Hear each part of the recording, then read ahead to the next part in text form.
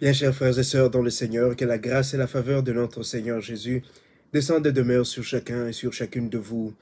Aujourd'hui, nous célébrons le 6e dimanche de ce temps pascal, ce dimanche où le Seigneur nous appelle à réfléchir, à repenser notre manière de concevoir et de voir la paix. Avant de commencer cette homélie, je voudrais continuer de nous demander de prier pour la paix dans le monde, la paix au Congo, la paix dans les parties du monde qui souffrent des guerres, les parties du monde qui sont divisées, les hommes et les femmes qui ne peuvent pas habiter chez eux, qui ne peuvent pas trouver à manger, qui sont obligés chaque fois d'être sur la route, d'être dans la rue parce que ils n'ont pas ou elles n'ont pas de paix.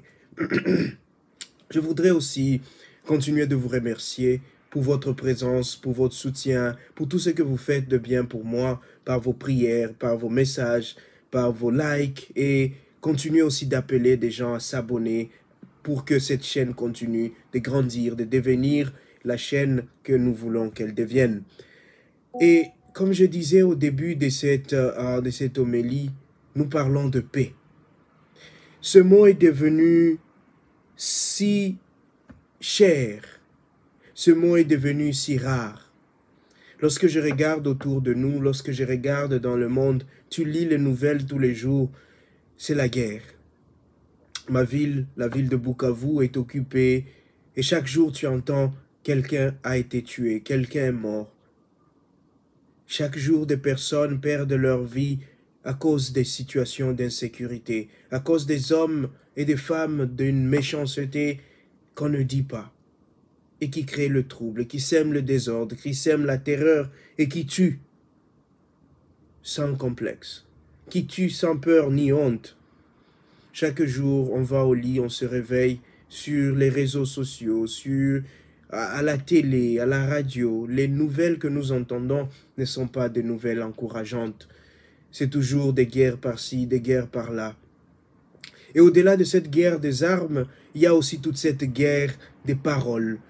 Les guerres que nous avons dans nos lieux de travail, les guerres que nous avons dans nos communautés, les guerres que nous avons dans nos quartiers. Ces guerres qui n'en finissent plus. Les maris qui sont en guerre contre leurs femmes, les femmes qui sont en guerre contre leurs maris, les enfants en guerre contre les parents en guerre contre les enfants, les membres d'une même famille qui sont en guerre les uns contre les autres, et parfois pour des raisons, pour des motifs qui ne nécessitent pas la guerre, des motifs pour lesquels nous pouvons nous asseoir comme des personnes et parler et discuter et trouver des solutions. Et chaque fois que je m'assois, je me demande, mais pourquoi ? Comment on en est arrivé là? Pourquoi l'humanité est descendue si bas? Pourquoi nous sommes descendus si bas? Et la guerre n'est pas seulement à ce niveau, même dans l'Église, la guerre est entrée entre les pasteurs et leurs brebis. Entre les fidèles, il y a des guerres. Des guéguerres parce que tel est dans la commission paroissiale, moi je ne suis pas. Des guéguerres parce que, pas des guéguerres même, la guerre. Et les gens se font du mal, les gens s'empoisonnent, les gens se tuent. Parce que lui il parle au curé, moi je ne lui parle pas. Parce que lui est ami à tel prêtre, moi je ne suis pas. Parce que tel prêtre est plus populaire que tel autre. Et on entre en guerre. Même l'Église manque de paix. Des adultes qui abusent des enfants, qui créent ce traumatisme, qui créent cette peur, cette frustration dans les cœurs des fidèles. Il y a toutes ces guerres-là que nous vivons dans l'Église. Les guerres entre les communautés religieuses et les communautés, d'autres communautés nouvelles. Les guerres entre les communautés religieuses. Toutes ces guerres que nous vivons. Et au sommet de tout cela, il y a les guerres que chacun vit à l'intérieur de son cœur. Tu es en guerre dans ton cœur, contre toi-même. Des choses que tu as faites que tu regrettes. Des choses que tu aurais pu faire, que tu n'as pas fait. Et ça te met en guerre contre toi-même. Tu as de la haine pour certaines personnes. Tu nourris de la jalousie pour certaines personnes. Et cela te met comme en conflit avec toi-même. Tu te bats contre toi-même. Il est temps de nous poser la question, pourquoi la guerre? Pourquoi ces guerres? Et en commençant par nous-mêmes. Et nous voyons cette guerre-là dans la première lecture aujourd'hui.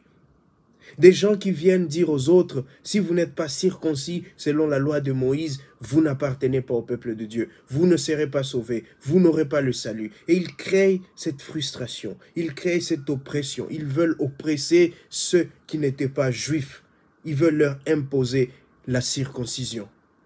Et voilà que la division dans l'Église, voilà que cette guerre crée la division dans l'Église. Et heureusement qu'il y a une chose qui est plus grande. Heureusement que l'Église n'a pas été fondée, n'a pas été bâtie sur des bases humaines.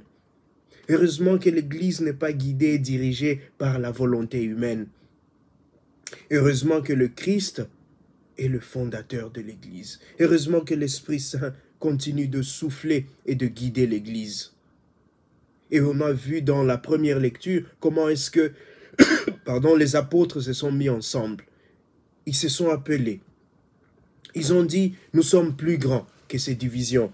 L'Esprit de Dieu qui est en nous, l'Esprit de Dieu qui nous guide est plus grand que ces divisions. Mettons-nous ensemble, parlons, trouvons des solutions. Et voilà l'interpellation d'aujourd'hui. Et dans l'Évangile, Jésus dit, parce que nous devons trouver la solution, parce que Jésus, il nous a laissé la paix. Jésus dit, je vous laisse la paix, c'est ma paix que je vous donne. Et je ne la donne pas comme le monde. Cette paix est différente. Cette paix, c'est pas, il y a toujours des malheurs, il y a toujours des conflits. Mais la paix que Jésus nous donne, c'est cette conscience, c'est cette confiance que l'Esprit Saint qui est en nous, que l'Esprit Saint qui guide l'Église est plus grand que nos divisions, que nos peurs, que nos haines, que nos oppressions. La paix que nous ressentons comme chrétiens, c'est cette confiance que nous pouvons nous asseoir et dialoguer et trouver des solutions. Que nous sommes plus grands que ceux qui peuvent nous diviser.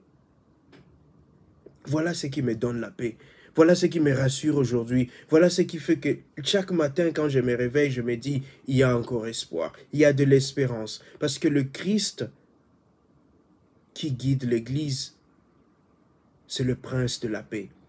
L'Église est bâtie sur le prince de la paix.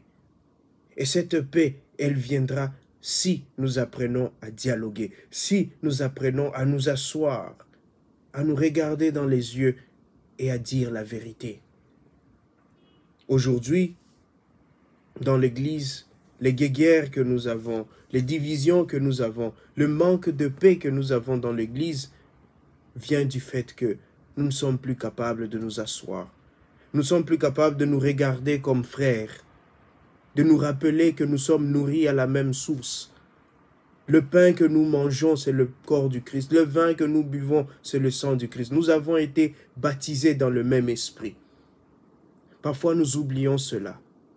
Parfois, où nous faisons semblant de connaître cela. Chers frères, chères sœurs, peut-être qu'aujourd'hui, ta famille traverse des moments de guerre, des moments troubles. C'est peut-être pour toi aussi le moment de t'asseoir et de regarder les guerres qu'il y a dans ton cœur, ces troubles qu'il y a dans ta vie, ces tensions que tu traverses.